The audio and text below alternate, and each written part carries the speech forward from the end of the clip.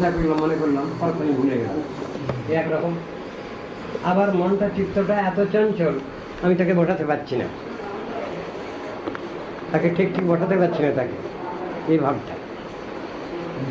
সন্ধ্যা আহ্নিক করতে বসলাম, মনটা খুব চঞ্চল, বইতে ধরা আছে, জপ করছি, চিত্ত প্রসারে মনটা ঘুরে এলো, বোম্বে, দিল্লি, ম্যাড্রাস সব ঘুরে চলে এলো, ওইটা কিন্তু হাতে ধরা আছে। ইনঅ্যাটেন্টিভনেস, একে বলে অনবধান। কিছুতেই ঠিক হয়, হ্যাঁ, একটা তার অবস্থা আছে, সেই অবস্থায় কন্ট্রোল হয়ে যায়। সেই কন্ট্রোল করার অবস্থাটা প্রশ্ন করেছেন অর্জুন গীতায়, কি বলেছেন? চঞ্চলং হি মনঃ কৃষ্ণ প্রণাতি বলভদ্রম তস্যাহং নিগ্রহং মন্যে বায়ুরিব সুদুষ্করম। অর্জুন বলছেন কৃষ্ণকে, ঠাকুর এতক্ষণ তো অনেক উপদেশ দিলে তুমি, কিন্তু সব উপদেশ তো তোমার আমি ধরে রাখতে পারছি না, অন্তত মনে রাখতে পারছি না, সব ভুলে যাচ্ছি। আর মনটা এত চঞ্চল জানো, আমি উদাহরণ দিয়ে বুঝাতে পারছি না তোমার। Uncontrollable, unmanageable. বায়ুরই বা সুদুষ্করম, বায়ুকে যেমন কন্ট্রোল করা যাচ্ছে না, এই সেই রকম ধরনের। তাই এই প্রশ্নের উত্তর কি দিয়েছেন কৃষ্ণ? অসংশয় মহাবাহু মনোদুর নিগ্রহ চলম। তুমি যা বলেছো, হ্যাঁ, কথাটা ঠিক, একটু অ্যাডমিটেড। কিন্তু শোনো, একে নির্জিত করা, একে কন্ট্রোল করার ব্যবস্থা আছে। অভ্যাসে নু কুন্তেয় বৈরাগ্যে ন চক্রিচ্ছ। অভ্যাস যোগের দ্বারা একে কন্ট্রোল করা যায়, আর বৈরাগ্য যোগের দ্বারা একে কন্ট্রোল করা যায়। অভ্যাস যোগ মানে ভগবত চিন্তার দ্বারা লাইনে যে কাজগুলো। আমরা চলে গেছে, আমরা পরে যাবো, 10টা গাড়ি আসবে, হয়ে যাবো আমরা। তো সেখানে বলছেন অভ্যাস যুগটা কিরকম? ভগবত কেন্দ্রিক চিন্তা ভাবনার মধ্যে সবটা, তার বাইরে নয়। কিরকম? আমি কিছুক্ষণ হরিনাম করছি, হরিনাম করতে করতে আর ঘুম আসছে। তখন শাস্ত্র বললেন, তুমি একটু হাতের কাজ করো, তোমার ঘুমটা ভেঙে যাবে। সাধারণত মনটা একটু হয়ে গেলে তখনই তো ঘুমটা পায়। তা ওটা ছাড়ো, এখন গ্রন্থ পাঠ ওটা এখন বন্ধ করো, হাতের কাজ করো, তোমার ঘুম ছেড়ে যাবে, তুমি এটা নূতন এনার্জি পাবে, তুমি হাতের কিছু কাজ করো। কেন? গড সেন্টার্ড সংসারে বাস করো, সবটাই এখানে সেবা। সেবা করতে করতে আর ভালো লাগছে না। এখন কি করা হয়? কোনো সাধু ব্যক্তি এসেছেন, বা আমি গেলাম কোনো সাধুর কাছে, সেখানে কিছু ভগবত কথা শ্রবণ করলাম, ঘুম পাচ্ছে, দাঁড়িয়ে গেলাম। মানে যে কোনোভাবে ভগবত কেন্দ্রিক চিন্তা ভাবনার মধ্যে মনটাকে সবসময় অবজার্ভ করতে হবে, এই অভ্যাস। এটা না ওটা, ওটা না হয় এটা, কিন্তু সবগুলোই কানেক্টিং, ভগবত সেবা চিন্তা ছাড়া নয়। এইটা হলো অভ্যাস যোগ। এটা করলে কি হবে? চিত্তটা স্থির হয়ে যাবে। মনটা যখন সবসময় ভগবানের লেগে থাকবে, তখন সে তো আর এদিক ওদিক করবে না। সেই ভাবটাকে শিখিয়েছেন ওখানে। তখন মনটা যখন সবসময় ভগবানের লেগে থাকছে, ভগবানের চিন্তা ছাড়া মনটা অন্য কিছু করতে শেখেনি, তখনই ওটা কি হলো? অভ্যাসটা পাকাপোক্ত হলো। অভ্যাসটা পাকাপোক্ত যখনই হয়ে গেল, তখনই তো হয়ে গেছে, চিত্ত স্থির হয়ে গেছে। মনস্থির করি নির্জনে বসিয়া কৃষ্ণ নাম গাবো যাবে, আছে না কীর্তনের মধ্যে? তো মনস্থির হয়ে গেছে তখন, তখন মনটা আর এদিক ওদিক করছে না, অসিলেট করছে না, সে ভগবত চিন্তাতেই অবজর্ভ আছে। যে কোনো রকমের হাতের কাজ করছে, মুখে নাম করে যাচ্ছে, নামই করছে, কখনো কিছু শাস্ত্র গ্রন্থ আলোচনা করছে, সবসময় ওই চিন্তার মধ্যেই, ওই জাতীয় চিন্তার মধ্যেই অবজর্ভ আছে, ওর বাইরে সে যাবে না। সেটা হলো অভ্যাস যোগ। আর কি একটা, আরেকটা হলো বৈরাগ্য যোগ। বৈরাগ্য যোগটা কি? শুনলে খুব কষ্ট মনে হবে, বাবা বৈরাগ্য বৈরাগ্য কিছু তো বুঝি না, কিন্তু এখানে বৈরাগ্য তা নয়। এখানে বৈরাগ্য মানে 5 জনকে নিয়ে তো আমি চলি, প্রত্যেকের দুঃখ কষ্টটা অনুভব করা, প্রত্যেকের একটা তো টাইম দিতে হয়, প্রত্যেককে টাইম অ্যালট করা আছে, সেই চিন্তা ভাবনাটা রাখা। নিজের ব্যাপারটা সেখানে প্রাধান্য পাওয়া। হ্যাঁ হ্যাঁ, আমার এই জিনিসে আমার কষ্ট হয়, সুতরাং এরও কষ্ট হয়। দুঃখ কষ্ট হলে মানুষ কাঁদে, তা আমিও কাঁদি, এরও ওরকম কান্না আছে। খিদে পেলে এরও কষ্ট হয়, আমারও কষ্ট হয়, এই ফিলিং। এখানে একে বলছেন বৈরাগ্য।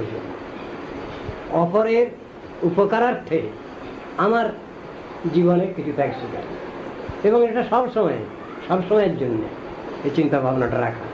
যদি এই চিন্তা ভাবনা থাকে তাহলে সংসারে আমাদের কখনো বিরোধ হয় না, তাহলে স্বামী স্ত্রীর বিরোধ হবে না, ভাইয়ে ভাইয়ে বিরোধ হবে না, বুঝেছো, সীতা পুত্রের বিরোধ হবে না, উভয় পর্যায়ে থাকলে হ্যাঁ হ্যাঁ, মাতা কন্যায় বিরোধ হবে না। ওয়ান সাইড থাকে তাহলে তো হবে। ওয়ান সাইড থাকলে কি করে হবে, কি করে হয় বলো? ওয়ান সাইড থাকলে যোগাযোগটা কিরকম হবে? উভয়ের মধ্যে থাকতে হবে। হ্যাঁ, উভয়ের মধ্যে এই জিনিসটা থাকে। উভয়ের মধ্যে যখন থাকবে তখন এই জিনিসটা ঠিক অ্যাক্টিভ হবে। হ্যাঁ, আর তা নাহলে একটা সাইড যদি থাকে তাহলে যার ওইরকম চিন্তা ভাবনা আছে তিনি বেঁচে গেলেন, কিন্তু আরেকজন বাঁচল না, এরকম ব্যাপারটা। আর দুজনের মধ্যে যদি বুঝ থাকে তাহলে দুজনেই বেঁচে গেল, ওই ত্যাগ স্বীকার। এই আপনি যে বললেন যে অভ্যাস যুগে যে মানে ভগবানকে সেন্টার করে সমস্ত কিছু করা, তো আমি সাধু হয়ে গেলাম, সম্ভব হবে না। সাধু হয়ে গেলে হবে না, তার ভিতরে সাধুরও চিন্তা ভাবনা আছে, সাধুরও চিন্তা ভাবনা আছে। নিজের কল্যাণ, আমাকে আশ্রয় করে যারা আছে তাদের কল্যাণ, সমাজের কল্যাণ, পৃথিবীর কল্যাণ, পরপর।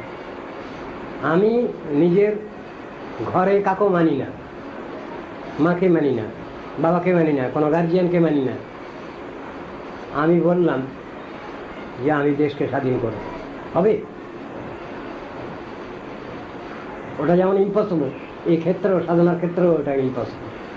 তো সাধনার ক্ষেত্রে যারা বনে জঙ্গলে গিয়ে সাধনা করে না, তো তাদের সাধনাটা ঠিক না। দেখতে মনে হয়, দেখতে কিছু মনে হয় ওরকম, কিন্তু ব্যাপারটা তো চ্যারিটি বিগিনস অ্যাট হোম। আমি যে দান ধর্ম শিখবো যেটা, সেটা তো ঘর থেকেই আরম্ভ হবে, ঘরের বাইরে গিয়ে ওটা করার দরকার হবে না, ঘর থেকেই ওটা আরম্ভ হয়।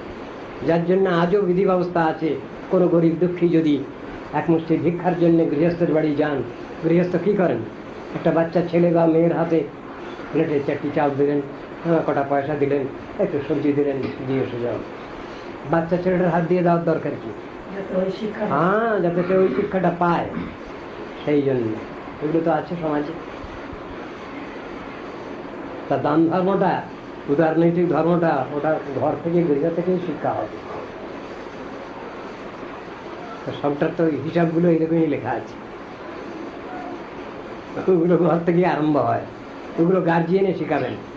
যদি গার্জিয়ান না শেখান তাহলে তারা হয়তো তার ডিউটি থেকে সরে গেলেন, তারা গার্জিয়ানের ডিউটি থেকে সরে গেলেন, এবং এই শিক্ষাটা পাওয়ার জন্যই বসে আছে বাচ্চা, তাহলে তারা শিক্ষা পায় না। তো সে আমার গুরুদেবের ওই কথাটা মনে পড়ে। তিনি এক জায়গায় একটা ধর্মসভায় বক্তৃতা করতে গিয়ে বললেন, একটা জিনিস খুব চিন্তা আমার হয়, সে চিন্তাটা আপনাদের কাছে বললে যদি আপনারা যদি মন খারাপ না করেন তাহলে বলুন। বললেন, জিটি কলেজ বিটি কলেজ তো আজকাল অনেক আছে দুনিয়ায়, পৃথিবীতে, সমাজে, কিন্তু father training, mother training school college কই? যেটা বুনিয়াদ আমাদের।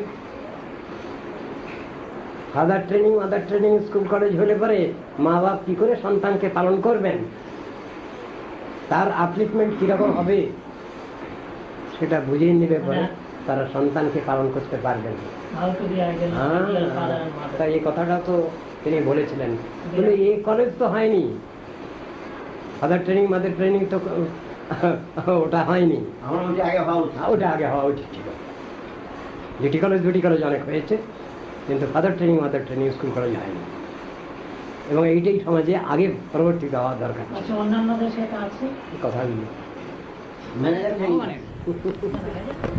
তিনি হলেন নরাকার পরব্রহ্ম, সে কথা বেদে উপনিষদে বলা আছে। গূঢ়ং তৎ মনুষ্যলিঙ্গম জ্যোতিরভ্যন্তরী রূপম অতুলম শ্যাম সুন্দরম দিভুজং শ্যাম সুন্দরম, এসব কথাগুলো বলা আছে। ভগবানের আদি মূর্তি হলো তাই। এই মহাপ্রভুর বন্দনা। ভব সিন্ধু তরণী ভকত সুখানন্দ বন্ধ মহাপুরুষ তোমার পদদ্বন্দ্ব, ইন্দ্র আদি দেবযারে ধ্যানে বাঞ্ছা করে, হেন রাজ লক্ষ্মী হরি দূরে পরিহরে, ধর্মময় প্রভু কইলা ধর্মের পালনে, অরণ্যে প্রবেশ কইলা বাপের বচনে, ভকত বৎসল হরি ভক্ত ইচ্ছা পালে, সীতার ইচ্ছায় গেলাম মৃগ অনুসারে, হেন মহাপ্রভু তুমি পুরুষ শেখর, বন্ধ বন্ধ নিরন্তর চরণ যুগল, এই রূপে করে হরি যুগ অবতার, যুগে যুগে সর্বলোকে ভজে সর্বকাল। কলিকালে যুগধর্ম শ্রীহরি সংকীর্তন, সারভাগী গুণজ্ঞ পণ্ডিত মহাজনে, তাঁর সভা কলি যুগ সতত বাখানে, ধন্য কলি যুগ যাতে কেবল কীর্তনে, সর্বধর্ম ফল যাতে লভে সর্বজনে, এই সে পরম সত্য জানিব সংসারে, যেন তেন মতে হরি সংকীর্তন করে, যাহা হইতে শান্তি হয় খণ্ড এ সংসার, হরি সংকীর্তন বিনে গতি নাহি আর, সত্য যুগে প্রজাগণ বাঞ্ছে নিরন্তরে, কলিযুগ জন্ম যেন হয় ক্ষিতিতলে, কলিযুগে হইব নর হরিপরায়ণ, ধন্য জনে জন্ম বাঞ্ছে এই সে কারণ, ক্ষিতিতলে কোন কোন আছে পুণ্য দেশ, ধন্য মহাপুণ্যকর দ্রাবিড় বিশেষ, তাম্রপর্ণী নদী যাহে নদীকৃত মালা, পয়স্বিনী মহানদী সর্ব পাপহরা, প্রতিচি কাবেরী যাতে নদী মহাপুণ্যা, সর্বতীর্থ ফলময়ী সর্বলোক ধন্যা, এসব নদীর জল যেবা করে পান, হরিভক্তি হয় তার নিরমল জ্ঞান, দেব ঋষি পিতৃগণের না হয় অধীন, না হয় কিঙ্কর কারো নাহি ধারে ঋণ, সর্বধর্ম পরিহরি তজি সর্বকর্ম, সর্বভাবে পৈশে যে বা মুকুন্দ শরণ, নিজ চরণ অরবিন্দ করিতে ভজন, সর্বধর্ম পরিহরি যে করে চিন্তন, তার মধ্যে দৈব যোগে কার কথঞ্চিত, কোন মতে হয় যদি বিকর্ম উদিত, হৃদয়ে প্রবেশ করি আপনে শ্রীহরি, সর্বপাপ হরে তার নিজ বৃত্ত করি, এই রূপে কত কত ভাগবত ধর্ম, কহিলা যোগেন্দ্রগণ বিচারিয়া মর্ম, শুনিয়া বৈষ্ণব ধর্ম নিমি নরেশ্বর, ফিরিতে পুরিল তনু বাহ্য অভ্যন্তর, মুনিগণ চরণ পুজিল সুবিধানে, অন্তর্ধান কইল তারা সভা বিদ্যমানে, নিমি রাজা সেই ধর্ম করিয়া আশ্রয়, বিষ্ণু পদে গেল রাজা হইয়া বিষ্ণুময়। শ্রী নারদ কর্তৃক বসুদেব ও বাসুদেব মহিমা বর্ণন, যেটা এখন পাঠ করলাম। তুমি বসুদেব এই বিষ্ণু ধর্ম ধরো, বিষ্ণু আরাধিয়া তুমি বিষ্ণু পদে চলো, ধন্য তুমি বসুদেব দৈব কি সুন্দরী, রহিল তোমার যশ ত্রিভুবন ভরি, আপনে ঈশ্বর হইয়া প্রভু ভগবান, পুত্র হইয়া জনমিল পুরুষ পুরাণ, শয়ন ভোজন পানে কর দর্শন, পুত্র ভাবে কর তুমি ব্রহ্ম আলিঙ্গন, পুত্র প্রেম ধরো তুমি দেব নারায়ণে, বসুদেব ধন্য তুমি হইলে ত্রিভুবনে, দন্তবক্র বিদুরথ শাল্য শিশুপাল, কংস জরাসন্ধ আদি নৃপ দুরাচার, তারা সব বৈরী ভাব ধরি নারায়ণে, অনুক্ষণ কৃষ্ণ তারা চিন্তিল ধ্যানে, বৈরী ভাব ধরি তারা হইল কৃষ্ণময়, প্রেম ভাবে ভজিলে না জানি কিবা হয়, তুমি বসুদেব না করিহ পুত্র বুদ্ধি, সর্বেশ্বর ঈশ্বর অখিল গুণনিধি।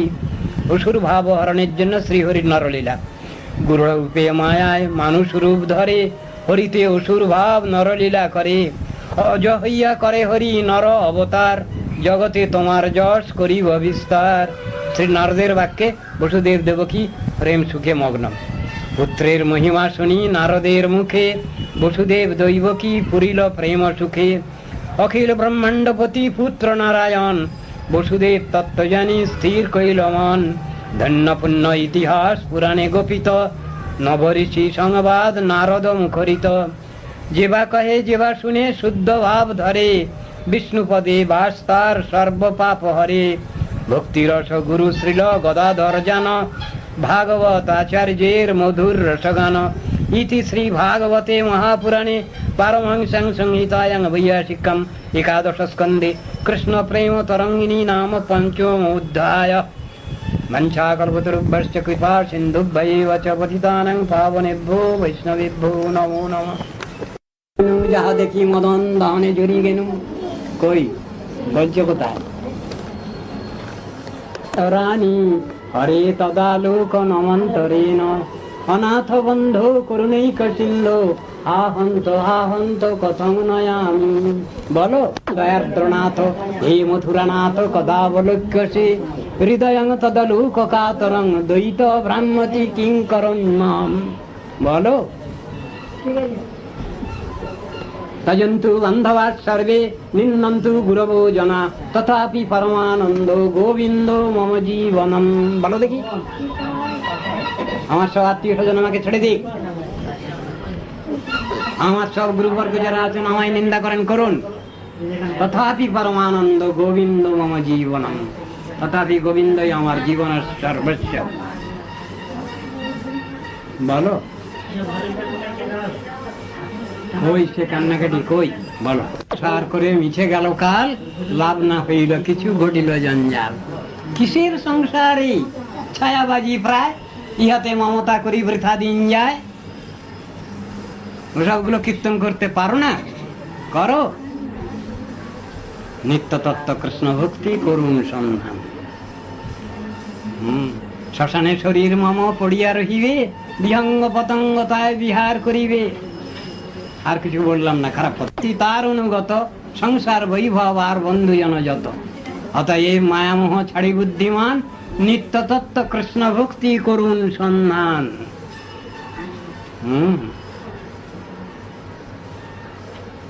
এই সন্ধান করুন। সর্বত্র আমার আজ্ঞা করহ প্রকাশ, প্রতি ঘরে ঘরে গিয়া করো এই ভিক্ষা। বলো কৃষ্ণ ভজ কৃষ্ণ করো কৃষ্ণ শিক্ষা। কৃষ্ণের সংসার করো ছাড়িও না চার, জীবে দয়া নামে রুচি সর্বধর্ম সার। বলো গিয়ে ঘরে ঘরে বলো।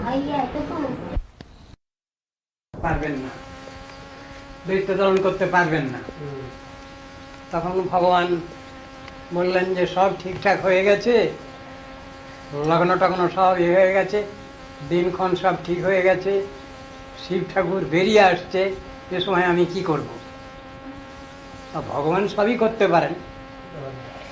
ভগবত ইচ্ছাক্রমে রাত 2:30টার সময়, সেই সময় মুরগি ডেকে উঠলো, ব্যাস লগ্ন শেষ হয়ে গেছে। শিব ঠাকুর ফিরে গেলেন, কৈলাস থেকে আসছিলেন এখানে বিবাহ হবে বলে কন্যাকুমারীতে, ফিরে গেলেন। সুতরাং বিবাহ হলো না, বিবাহ রদ হয়ে গেল। তাতে দেবতাগণ যে প্রার্থনা করেছেন ভগবানের কাছে, সেটা সফল হলো। দেবী অসুরকে বধ করেছেন, তা ওই কাজটার দরকার ছিল। ত্রিপুরা সুন্দরী, তা তিনি অসুর বধ করলেন। তো ভগবানের এটাও হলো, ভগবান সবই পারেন করতে। লগ্নটাকে উল্টে দিলেন। হ্যাঁ, সুভদ্রার বিবাহ হয়েছে সেই যে সেই এর সঙ্গে, হ্যাঁ অর্জুনের সঙ্গে। হ্যাঁ, সেই নিয়ে অনেক আলোচনা আছে, গৌড়ীয় বৈষ্ণব সমাজে অনেক আলোচনা আছে। গৌড়ীয় বৈষ্ণব সমাজে আলোচনার ভিতরে আমরা দেখতে পাই কতগুলো সুন্দর বিচার আছে। রামলীলাতে সেখানে লক্ষণের সেবায় সন্তুষ্ট হয়েছেন শ্রীরামচন্দ্র। এখানে লক্ষণ হচ্ছেন গুরুতত্ত্ব, অর্থাৎ গুরুতত্ত্ব তাঁর পরমোপাস্য যে ভগবান, তার সেবা সুষ্ঠুভাবে করেছেন। এতে শ্রীরামচন্দ্র খুব সন্তুষ্ট হয়েছেন। তা তিনি বললেন, আগামী এতে লীলাতে তুমি আমার বড়দা হবে, আর আমি তোমার ছোট ভাই হব। তা পরবর্তী লীলাতে, কৃষ্ণ লীলাতে এসে লক্ষণ তিনি হয়ে গেছেন বলদেব, বড়দা। হ্যাঁ, আর তার নাম হলো দাউজি, দাদাজি।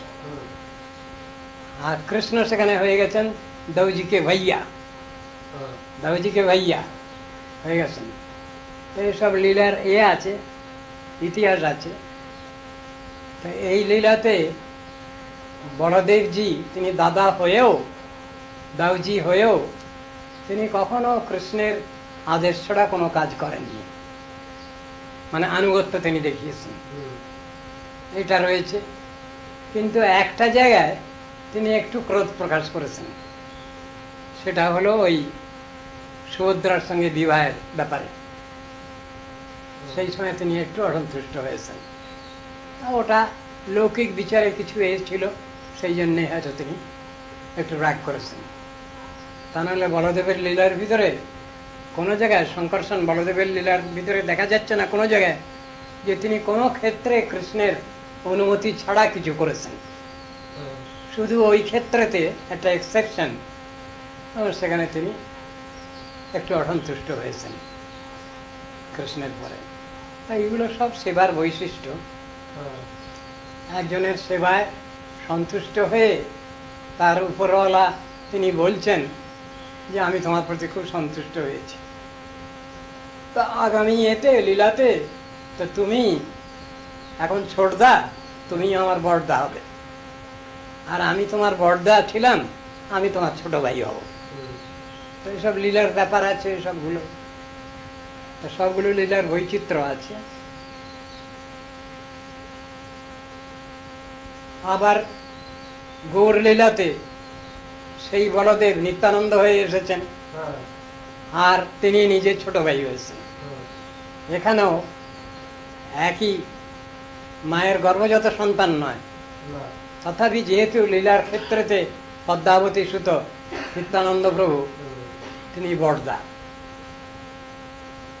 আবার কৃষ্ণ তিনি ছোটদা রূপেই এসেছেন, ছোট ভাই রূপেই এসেছেন, চৈতন্য মহাপ্রভু রূপেতে তিনি এসেছেন। তো এগুলো সব লীলার আছে, তাৎপর্য আছে, সবটার সঙ্গে মিল আছে। এগুলো লৌকিক ব্যবহারিক জগতেও কাজে লাগে, আবার পরমার্থ জগতে তো লাগেই, পরমার্থ জগতেও লাগে। শ্রীমদ্ ভাগবত দশম স্কন্ধ 45 অধ্যায়, সেখানে বর্ণনা করছেন কৃষ্ণদ্বৈপায়ন বেদব্যাস বা সুখদেব গোস্বামী বর্ণনা করছেন, এক সময় বসে আছেন দেবকী এবং বসুদেব। সেই সময় এসছেন কৃষ্ণ আর বলদেব দেখা করবার জন্য। তা এসে মা বাপের কাছে ক্ষমা চাচ্ছেন, কৃষ্ণ বলদেব মা বাপের কাছে ক্ষমা চাচ্ছেন, বলছেন আমরা তো তোমাদের ছেলে হয়েও কিছু করতে পারলাম না, আমাদের তো কিছু কর্তব্য ছিল তোমাদের উপরে, তোমাদের সেবা করা কর্তব্য ছিল। তা অতি বাচ্চা বয়সে সেই সময় তো চলে গেছি অন্য জায়গায়, তা তোমাদের সেবা করতে পারিনি, আমাদের ক্ষমা করো।